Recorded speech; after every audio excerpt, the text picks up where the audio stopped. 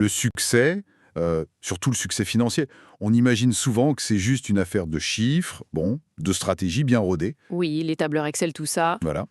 Mais si la clé, en fait, c'était pas ça, si ça se jouait ailleurs, peut-être dans notre propre tête, dans notre psychologie. Hmm. Aujourd'hui, justement, on va explorer quelques idées assez fascinantes tirées des réflexions de Morgan Housel sur l'argent, le risque, la réussite. Ah oui, Houssel, très pertinent. Notre but, bah, essayer de déceler des vérités un peu surprenantes sur notre rapport à l'argent, quoi. C'est tout à fait ça. Parce que nos décisions financières, en réalité, elles dépendent beaucoup moins des calculs que de notre vécu personnel, de nos émotions, et puis de nos fameux biais cognitifs. Ces raccourcis du cerveau. Exactement. Ces raccourcis qui nous aident, mais qui peuvent aussi nous jouer des tours. Comprendre ça, c'est déjà essentiel, je crois. D'accord, alors, première idée forte, l'optimisme rationnel. Qu'est-ce que c'est? Mais c'est pas croire naïvement que tout ira toujours bien sans problème. Non, ce serait irréaliste. C'est plutôt la conviction que globalement l'avenir sera meilleur. Mais attention, malgré les crises inévitables, hein, les récessions, les pandémies, faut accepter que le parcours sera difficile, pessimiste parfois, pour atteindre un objectif qui, lui, est optimiste. Et ce qui est vraiment fascinant là-dedans, c'est le rôle paradoxal du stress. Le stress intense, ça peut être un moteur d'innovation incroyable. Ah bon? Comment ça? Ben, prenez la Grande Dépression, ou même la Seconde Guerre mondiale, des périodes horribles, mais qui ont vu naître des avancées majeures. Les supermarchés, la pénicilline, l'énergie nucléaire. C'est vrai. L'innovation, elle était poussée par une nécessité absolue, la survie. C'est ce que Housel appelle les incitations négatives, en quelque sorte. Donc à l'inverse, les périodes fastes, plus calmes, elles pourraient nous rendre un peu complaisants. C'est un peu l'idée, oui. L'incitation change. On innove pour un gain potentiel, peut-être s'enrichir, mais il n'y a pas cette urgence vitale qu'on trouve dans les crises. Intéressant. Ça nous amène à réfléchir à ce qui nous motive vraiment à nous dépasser. Tout à fait. Et ça fait le lien avec une autre observation. Les tragédies, ça arrive vite, c'est soudain. Alors que les miracles, eux, ils prennent leur temps. Expliquez un peu ça. Les mauvaises nouvelles, un crash boursier le 11 septembre, c'est rapide, spectaculaire, ça capte toute notre attention immédiatement. Oui, ça marque les esprits, c'est clair. Alors que le progrès positif, lui, il est souvent lent, graduel, presque invisible au jour le jour. Du coup, on a tendance à l'ignorer. Vous avez un exemple? Bien sûr, la baisse énorme de la mortalité liée aux maladies cardiaques, moins 70% depuis 1950, ou celle liée aux catastrophes climatiques, moins 98% en 100 ans grâce à la technologie. Ah oui, quand même. C'est énorme, mais on n'en parle pas tous les jours. Voilà, ce sont des miracles lents, moins visibles qu'une crise soudaine. La conséquence, c'est que notre perception du monde est souvent biaisée vers le pessimisme. Parce que le positif met du temps à s'accumuler, un peu comme les intérêts composés dont parle souvent Warren Buffett. Exactement ça. Le progrès demande de la patience, une vision à long terme. Et en parlant de ce qui ne se voit pas, ça m'amène à une autre idée clé.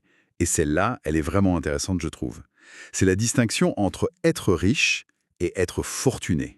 Ah, la nuance est cruciale. Être riche, c'est souvent avoir des gros revenus, oui, mais aussi montrer des signes extérieurs, dépenser beaucoup. Alors qu'être fortuné, C'est autre chose. C'est posséder des actifs qui ne sont pas forcément visibles. C'est l'argent qu'on n'a pas dépensé, qui travaille pour nous. C'est la liberté financière. il y a ce paradoxe que Housel appelle l'homme dans la voiture. On voit une belle voiture de luxe Mhm. et on admire la voiture. On s'imagine soi-même dedans. On pense rarement au conducteur, en fait. C'est ça. La richesse visible impressionne finalement assez peu. Elle montre juste une dépense récente. Elle ne dit rien sur la solidité financière réelle de la personne. Donc, la vraie valeur de l'argent, ce serait pas tant l'objet acheté, mais plutôt L'indépendance, contrôle sur son temps. précisément. Chaque euro qu'on épargne, il n'est pas inactif. Il achète un petit bout de liberté future. Le contrôle sur son emploi du temps, sur ses choix de vie. Ça change la perspective sur l'épargne. Ce n'est plus une privation, mais un investissement en liberté. Tout à fait. Et ça nous conduit à notre dernière idée. Pourquoi il vaut souvent mieux être raisonnable que purement rationnel avec son argent? Ah, ça c'est important, parce qu'on nous dit toujours d'être rationnel, de maximiser. Oui, mais est-ce que la décision qui est mathématiquement la meilleure est toujours celle qu'on peut tenir? Pas forcément. Une stratégie financière, elle doit avant tout être soutenable. Psychologiquement, vous voulez dire qu'il vaut mieux une approche peut-être un peu moins performante sur le papier, mais qu'on arrive à suivre sans stress excessif, ça?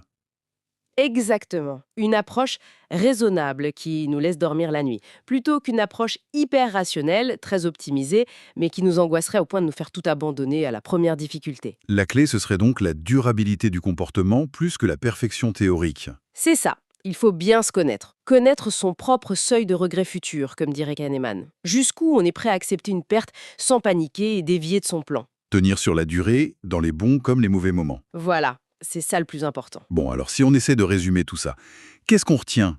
Le succès financier, finalement, ça dépendrait énormément de notre comportement. Oui, de notre capacité à gérer nos émotions. La peur, l'avidité. Et à comprendre que le progrès est souvent lent, que les revers sont normaux, inévitables même. Et que la richesse la plus précieuse, c'est peut-être celle qui ne se voit pas. Le contrôle sur son temps, sur ses choix, c'est ça la vraie fortune. Donc, maîtriser sa psychologie, définir ce qui est assez pour soi. Et viser la tranquillité d'esprit sur le long terme. Ça semble plus crucial que de chercher la maximisation à tout prix, non? C'est plus un jeu de patience et de connaissance de soi qu'un simple jeu de chiffres, en fait. Absolument. Et peut-être une dernière pensée pour nos auditeurs.